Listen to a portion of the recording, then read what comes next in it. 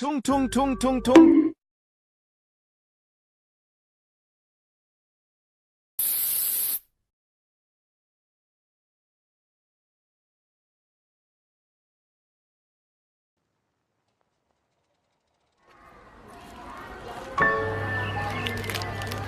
Ini merupakan mainan anak-anak konvensional yang sampai sekarang masih ada keberadaannya. Di Indonesia, pedagang mainan tradisional masih kerap dijumpai, terutama di sekitar sekolah dasar. Namun di sini, kami menjumpai seorang pedagang mainan. Beliau bernama Aris Setiahardi.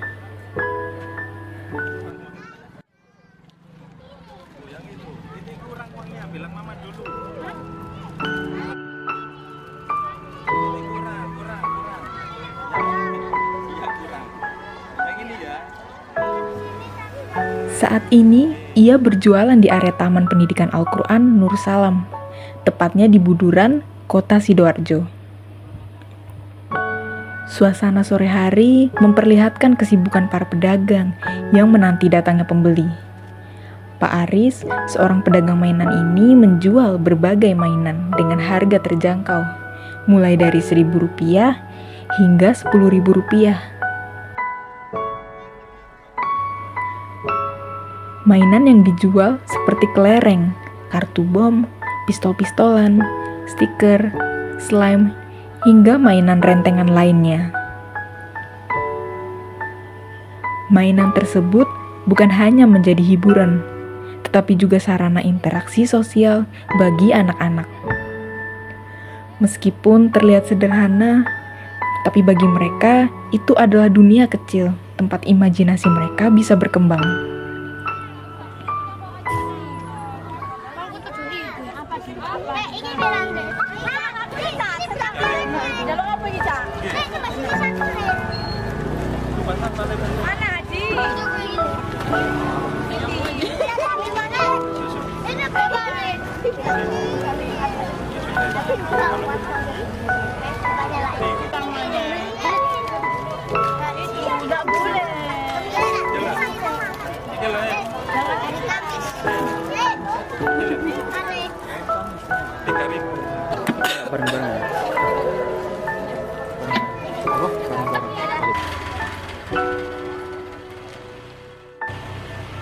Saat suasana mulai meredup, Pak Aris membereskan dagangannya dan mengumpulkan mainan yang tersisa.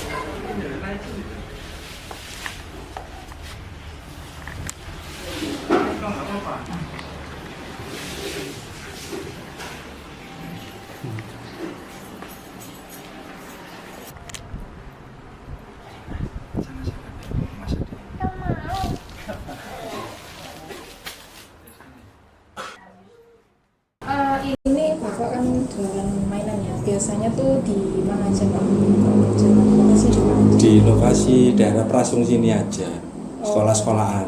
Sekolah ya? Tiap sekolahan mesti saya parani. Iya. Oke. Biasanya berangkat mulai dari jam berapa sampai selesai jam berapa? Biasanya jam 8 pagi Jam berapa pagi? sampai pulang itu jam setengah 11. Setengah 11 Pulang. 11 siang. Oh siang ya? Iya.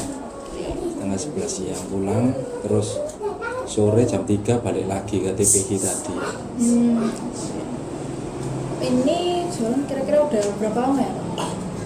Udah 3 tahun, 3 tahun. kurang lebih 4 tahun balik. Iya, 4 tahun. Oh, biasanya kalau anak-anak tuh seringnya beli mainan yang kayak apa? Kalau cewek itu biasanya Stiker-stiker. stiker-stikeran, terus tempel-tempelan. Kalau cowok itu tembak air, kadang mercon, kayak gitu-gitu. Itu berapa Pak biasanya? Harganya? Harganya ada yang 3.000, ada yang 2.000, macem-macem. Paling kecil paling murah 2.000. Paling murah 2.000. Oke. Kalau boleh tahu ini kenapa Bapak ini milih jualan mainan dibanding jualan barang lain? Ya nggak ribet Mbak, Oh, nggak ribet. jadi tinggal ambil-ambil gitu aja, nggak buat kan. Kalau makanan buat. Iya. Iya. Banyak yang sering beli atau makin berkurang Pak yang beli atau masih tetap? Ya masih normal sih. Oh, masih normal. Iya, masih normal ya. Nggak sepi ya, nggak sepi ya, nggak rame, masih normal gitu. Kalau pengalaman dari Bapak sendiri itu gimana Pas selama menjual mainan ini? Pengalaman ya seneng Mbak. Senang ya? Soalnya berhadapan dengan anak kecil, Oh, guyon-guyon, Bercanda-bercanda. bercanda, iya. Iya. Seneng kalau sama orang tua kan, berhadapan dengan orang tua biasanya ada yang mencurang. Oh no, kalau anak kecil kan biasanya ceplas-ceplos gitu. Iya. Bapak jualannya di area sekolah sama TPQ. tadi ya. Iya. Nah, itu Bapak masih sering lihat nggak anak-anak main kayak permainan tradisional? Kalau mainan tradisional jarang, nggak ada. Udah. Hampir nggak ada. Udah Iya. nggak mulai main. Iya. Kayak congklak-congklak gitu kan sudah nggak ada. Mainan baru-baru semua Mbak. Kalau mainan tradisional kan biasanya congklak gitu. Kalau yang cowok Pak masih pada main futsal atau gitu nggak di sekolah? Futsal, iya. Futsal masih main, Iya, ya? masih main futsal. Kalau pendapatnya sampean tentang beli mainan di toko online itu termasuk itu nggak Mas? Toko online, Termasuk kayak kulaan. enggak nambah saingan enggak gitu enggak? Kira-kira Oh, saingan nambah online gitu. gitu. Ya enggak sih. Ya maksudnya enggak itu kan ya gak ngaruh sih. Gak ngaruh sama yang online itu. Soalnya kan keliling. Mbok nek sing toko-toko besar-besar ngono iku. Saingan paling ambek online. Soalnya keliling kan ya wis pindah-pindah. Jadi nggak ngaruh sih mainan online. Kalau pula itu gimana Mas? Kulaan tiap hari. Kulaan ndek Toko agen mainan. Agen mainan. Di daerah museum Pentantular. Oh, nak tantular. Kalau nek pula biasanya kapan ya Mas? Isu atau Mesti malam habis isya gitu. Tutupnya jam 8 soalnya agen mainannya. Jam 8 malam. jam 8 malam? Jadi habis isya mesti langsung pulang setengah 8 nah. Paling lambat.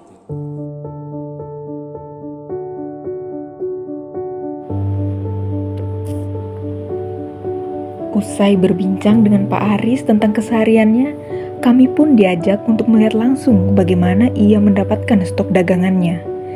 Tempat itu biasa disebut toko agen mainan.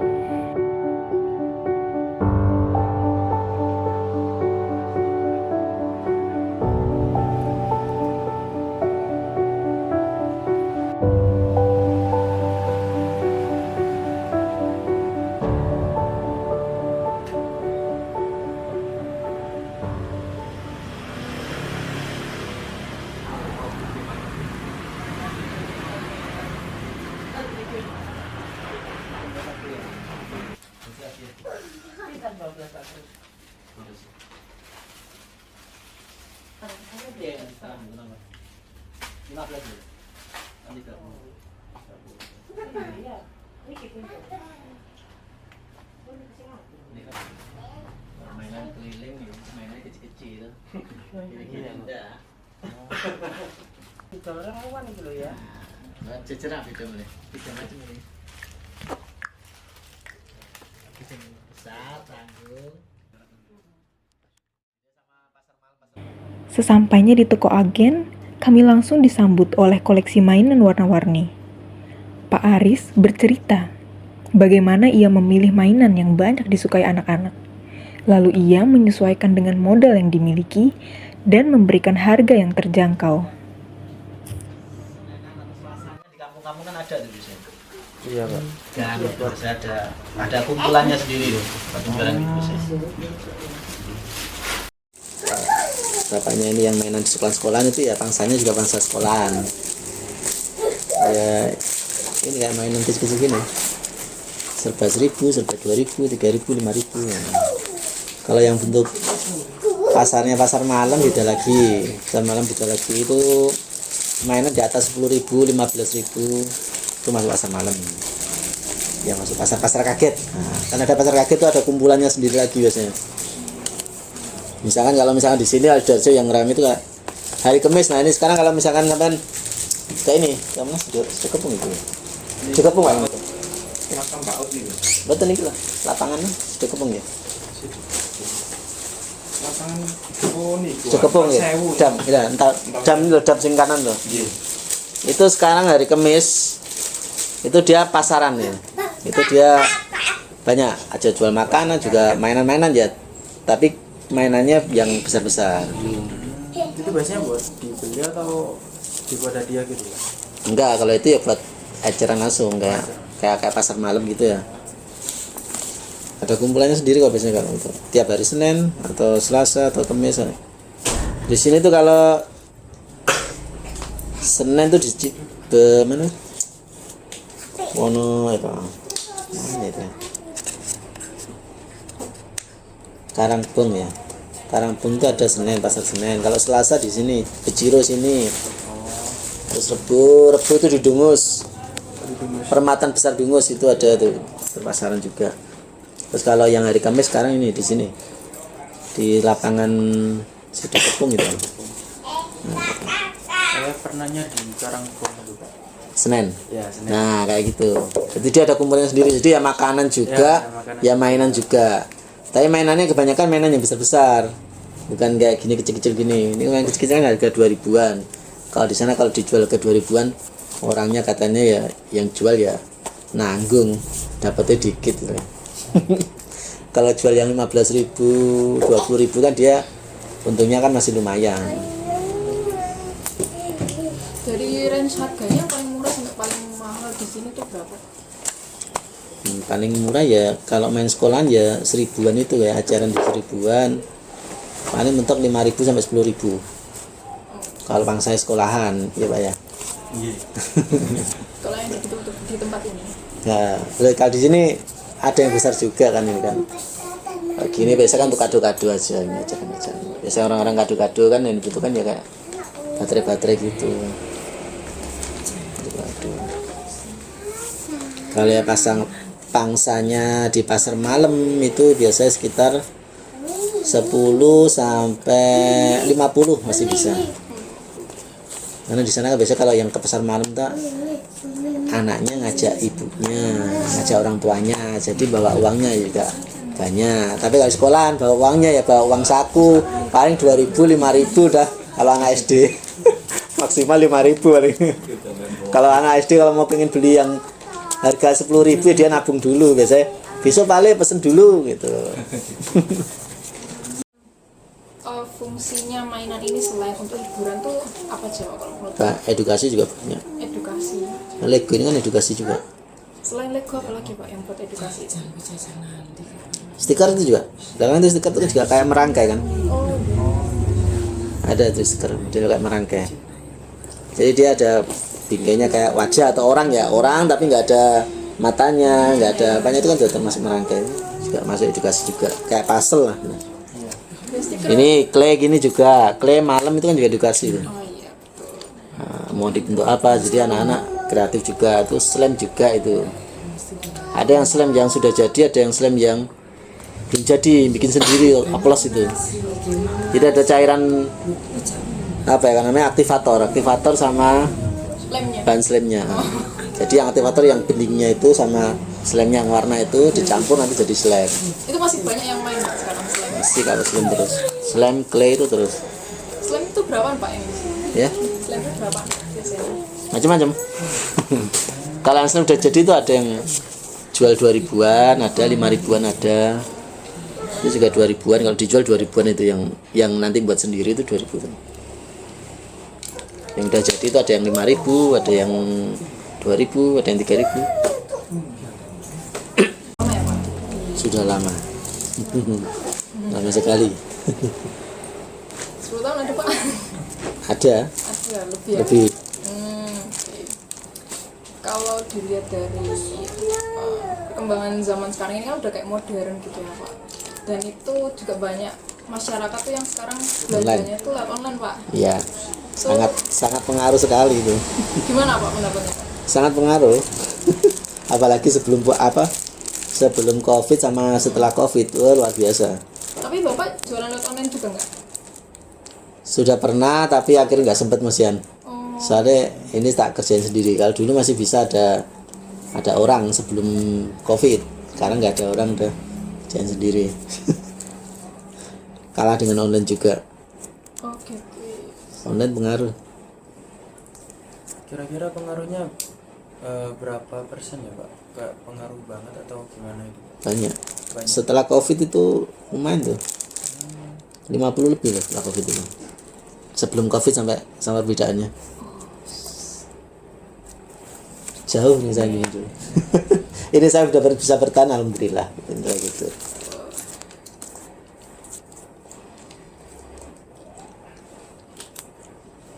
Soalnya teman-teman saya yang sama seprofesi saya juga kayak grosir gini banyak yang tumbang setelah Covid.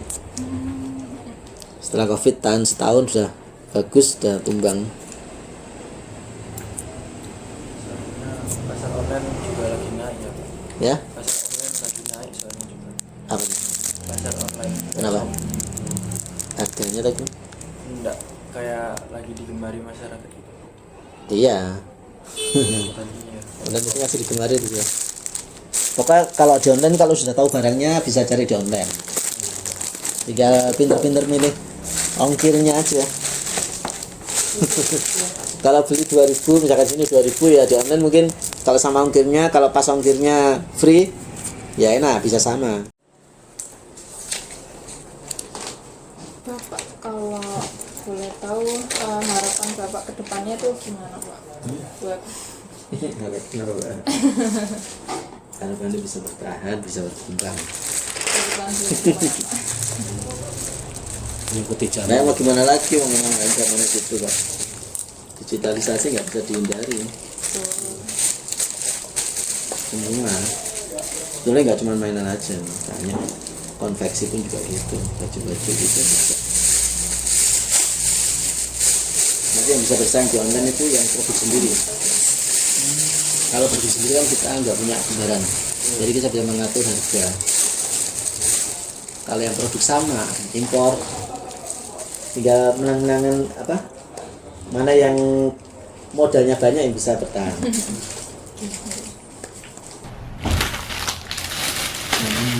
Iya, betul asal dalam sekolah. Apalagi sekolahan banyak yang nggak boleh jualan di sekolah itu.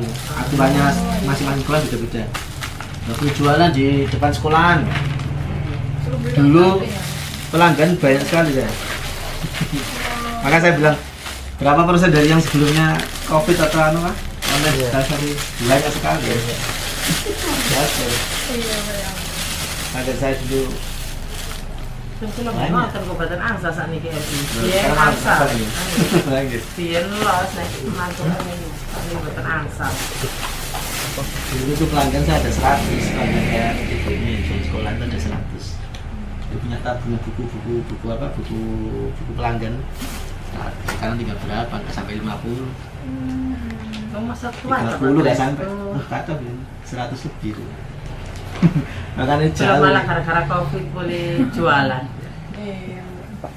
Malah gara-gara COVID Gara-gara COVID malah jualan. jauh jualan. Orang yang imbas COVID yang jualan itu udah lepas. PHK Banyak yang ikut boleh proyek bangunan, banyak yang ikut sekarang jualannya nggak mainan, jualan ke makanan kecil-kecil. Setelah berbelanja dari toko agen mainan, kami pun kembali ke rumah Pak Aris. Di gerobak yang sederhana itu dipenuhi beragam mainan. Beliau pun mulai merapikan dagangannya untuk esok hari. Kami menyadari perjuangan pedagang mainan bukan hanya soal berdagang, tapi juga ia mempertahankan keberadaan mainan tersebut yang menjadi penghubung masa kecil anak-anak di tengah dunia yang semakin berubah. Untuk melihat lebih jauh pandangan mainan konvensional dari sisi pendidikan, kami pun berbincang dengan Bu Nuna yang merupakan seorang guru. Kami ingin mengetahui bagaimana pandangan mereka terhadap keberadaan mainan konvensional di era modern yang serba digital ini. Peran mainan dalam perkembangan anak itu menurut Ibu itu gimana kayak gitu? Kalau peran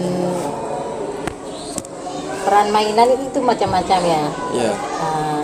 Ya kalau bagi anak yang kecil-kecil itu kan cenderung belinya di mainan bukan di makanan. Iya. Ya memang ada yang membantu ya kayak yang untuk perkembangan otaknya kan, ada yang kayak mewarnai, ada kan di situ mewarnai sama apa yang apa Bu menempel pasir itu ya, terus apa mana Bu untuk mainannya ada puzzle, terus ada yang kayak alat musik kecil-kecil itu ada ya.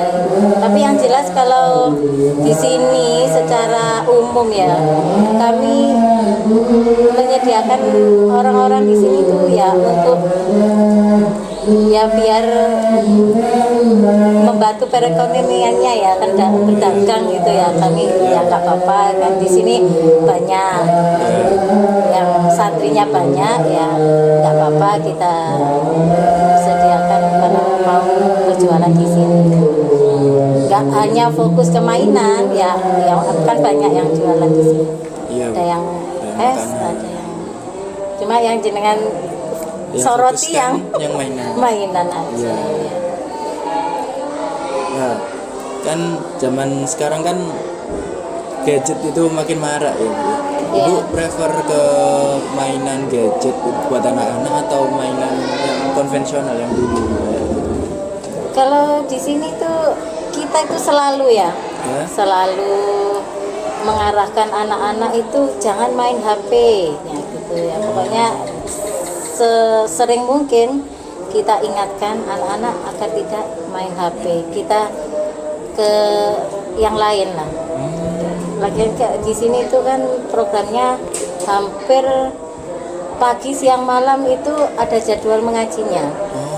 Nah, mungkin anak-anak pulang pun itu ya makan terus ini ada jadwal jatah ngajinya, ada terjadwal.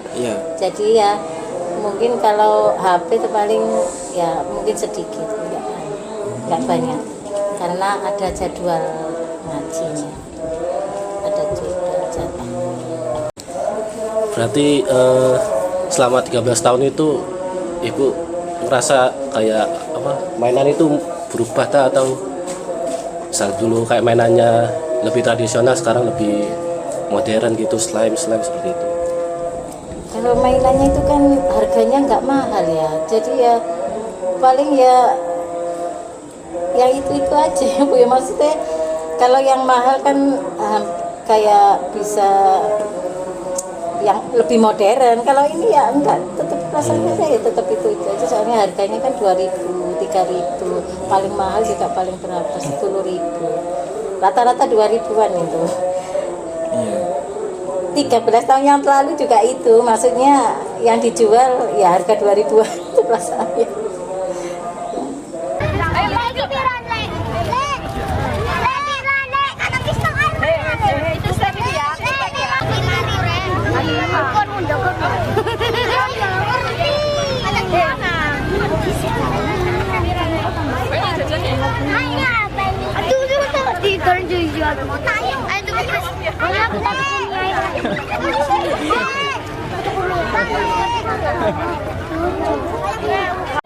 Kamu beli jajan nggak tadi?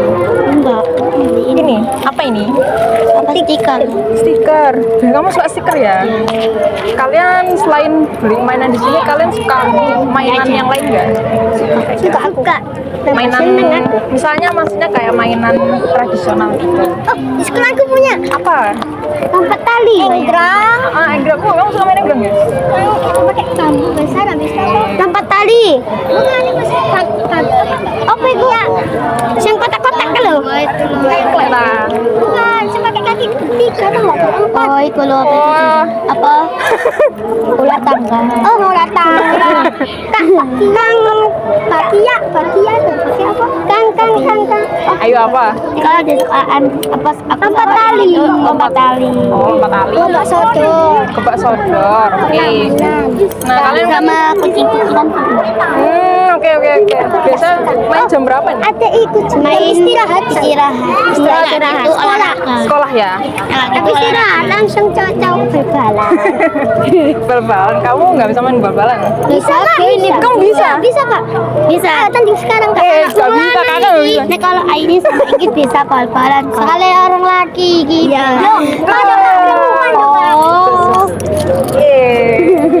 Ini kan kalian suka main-mainnya. Kalian biasanya suka beli mainan juga, tapi beli mainannya online. Bukan saya, kakak saya. Kakakmu beli mainan apa? Di mana? Di Shopee gitu kan? Iya, tapi aku nggak tahu kalau mainannya. Shopee atau di Boneka itu. Oh, kamu cewek ya? Kira yang cowok. Oke. Lagi kudu. Enggak. Kakaknya tadi katanya. Kakaknya cewek. Kakaknya cewek. Oke. Laki sih. Kalau Iya. Selain kakak kalian, mungkin teman kalian di sini ada yang suka beli mainan online nggak? Belanja online? Ada. Kamu juga? Ya. Iya suka. Apa biasanya belanja apa? Aku biasanya baju tidur kak. Baju bola. Baju bola punya aku. Baju bola punya. Celengan. Sepatu futsal. Sepatu futsal 2. Kaos kaki futsal 2. 1. Jaket futsal 1. Baju futsal 2. Dari balik gerobak yang sederhana, kita memahami bahwa mainan bukan sekedar barang biasa. Pedagang mainan membawa lebih banyak senyuman dan tawa kepada anak-anak ini. Mereka butuh bermain, bukan sekedar menatap layar. Karena dari permainan sederhana, mereka belajar berimajinasi, bersosialisasi, dan bersenang-senang. Memang, dari tahun ke tahun, dunia saat ini terus berubah. Kegiatan berbelanja sekarang bisa dilakukan dari genggaman tangan.